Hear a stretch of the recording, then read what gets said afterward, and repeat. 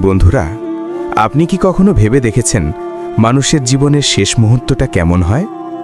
যখন জান কবজ করতে আসে মালাকুল মাউত, তখন মানুষের অবস্থা হয় ভিন্ন ভিন্ন। রাসূলুল্লাহ সাল্লাল্লাহু আলাইহি ওয়াসাল্লাম আমাদের জানিয়েছেন, যখন একজন মুমিনের রূহ বের হয় তখন সেটা হয় একেবারে শান্তিময়, যেন একটি কলসি থেকে স্বচ্ছ পানি সহজে ঢেলে দেওয়া হলো। তার মুখে তখন থাকে ঈমানের আলো। ফেরেশতারা তাকে স্বর্গের সুগন্ধে ভরে তোলে আর আসমানের দরজা খুলে দেয় তার জন্য। কিন্তু যখন কাফির বা গুনাহগারের রূহ বের হয়, সেটা হয় ভয়ঙ্কর যন্ত্রণাদায়ক, যেন মরিচা ধরা লোহার কাঁটা ভেজা উলের মধ্যে ঢুকিয়ে জোর করে টেনে বের করা হচ্ছে।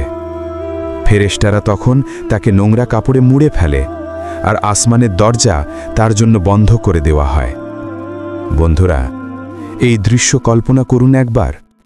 একদিকে শান্তি, আলো আর রহমত, অন্যদিকে যন্ত্রণা, অন্ধকার আর অভিশাপ।